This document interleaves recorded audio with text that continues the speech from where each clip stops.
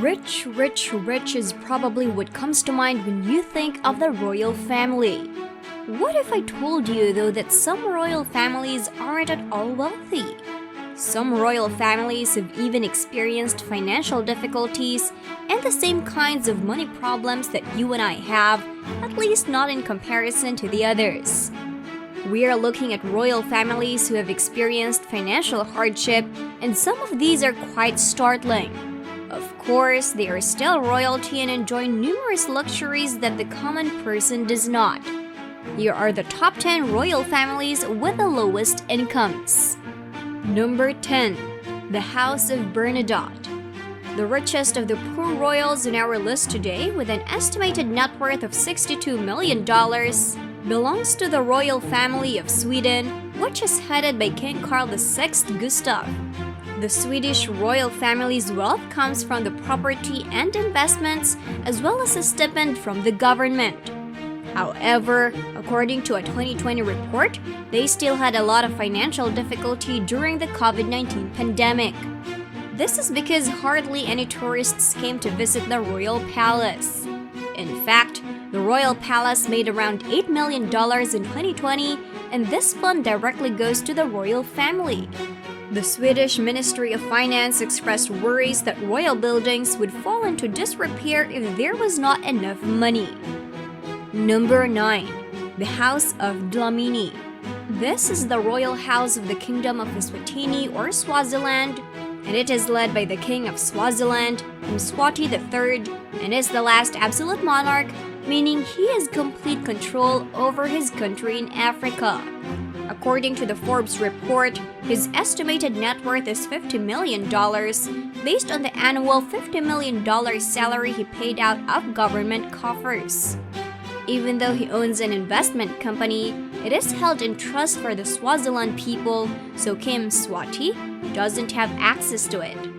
Plus, with protests going on in his country due to pro-democracy activists, the king's fortune may not last long. Number 8. The House of Bloxburg. This house is led by Queen Margaret II of Denmark, who has an estimated net worth of $40 million. The Danish royal family's wealth comes from land holdings, shares in companies, and a private investment fund. They also receive a yearly stipend from the government, which covers expenses related to their official duties and comes to about $12 million a year. So the Danish royal family is clearly living off government money too, with the average citizen having to donate $2.10 a year to their royals. Number 7. The House of Orange-Nassau. It is led by King Willem-Alexander of the Netherlands, whose fortune is estimated to be around $35 million. King Willem-Alexander spends a lot of time and energy being a king. According to Business Insider, each year, Willem-Alexander gets about $40 million to cover his family's expenses. This budget covers the cost of overseas tours and official visits. However, in 2014, the budget stopped covering private flights. I don't think King Willem-Alexander was too upset by this, because much of his wealth comes from his fortune, including real estate and a stake in Shell Oil. Number 6. The House of Oldenburg from Norway. The Norwegian monarchy is led by King Harald V. The net worth of Norway's royal family currently stands at $30 million. Moreover, the Norwegian royal family receives a fund of $48.7 million every year. Of that, $1.4 million went to the king and queen, $1.1 million to the crown prince and princess, and the rest for upkeep, which includes their security and the expenses of the official royal house, among other things. Also, Norway's royal family is so modest that they dress just like regular citizens, even at big events. According to Norway Today, the Norwegian royal family is also known for taking public transport, using public beaches, and otherwise just acting and living as one of the commoners. Even Princess Ingrid and Prince Veer attend public schools rather than private schools. Number 5. The House of Belgium. This house is led by King Philippe with an estimated net worth of around 12 million pounds. The Belgian royal family's fortune mainly comes from the king's private property portfolio and some real estate that belongs to the crown. Also, the Belgian royal family received $14.6 million a year for their expenses. The biggest chunk of that, around $12.9 million, is used to cover the expense related to King Philippe's official duties. Those include staff, the maintenance costs of running the royal palace in Brussels, the king's workplace, and the castle of Laeken, the family's official residence. In addition, expenses such as utility bills, cars, and all costs related to official activities are also paid out of this pot. On top of that, the king, his parents, and his siblings, Princess Astrid and Princess Laurent, receive annual salaries. Princess Astrid receives $356,080, and Princess Laurent receives $341,614. Number 4. A small kingdom, the Kingdom of Tonga. This is in the South Pacific and is led by the House of Tonga. There, King Tewero VI and his Tonga royal family have just $5 million in net worth. This is not very surprising when you think about how poor the rest of Tonga is.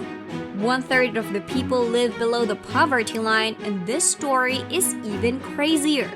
According to Independent magazine, King Tewero lost $26 million because of a man in California named Jesse Bogdanoff, who was his financial advisor and worked for Bank of America.